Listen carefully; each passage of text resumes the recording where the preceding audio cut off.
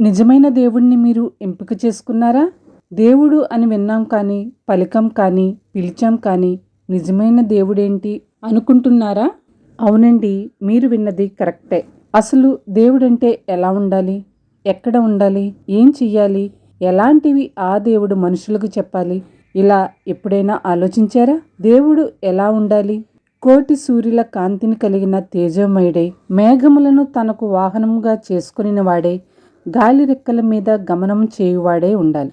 అగ్ని జ్వాలల వంటి నేత్రములు గలవాడే, ఉగ్రరూపుడై, కరుణా హృదయుడై, పాపం నుండి విడుదలనిచ్చి పుణ్యలోకాలకు తీసుకెళ్లేవాడుగా ఉండాలి.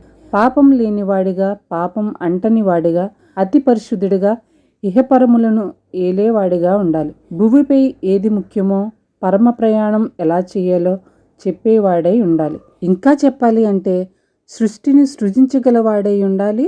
అదే సృష్టిని నాశనం చేయగల సమర్థుడై ఉండాలి. మీరు దేవుడు అనుకున్న దేవుడు సమస్త విషయాలయందు, అంటే ఏ కోరిక కోరినా ఆ కోరికను తీర్చగల సమర్థుడై ఉండాలి. మీరు దేవుడు అనుకునే దేవుడికి సృష్టి మొత్తం దాసోహం అవ్వాలి. అంటే సృష్టి మాట వినాలన్నమాట. మరి మీ దేవుడు ఇలా ఉన్నాడా? ఒకవేళ మీ దేవుడు ఇలా ఉండకపోతే ఒక్కసారి చెక్ చేసుకోండి. ఉన్నట్లయితే మీ ఎంపిక 1000% కరెక్ట్. మళ్ళీ కలుద్దాం.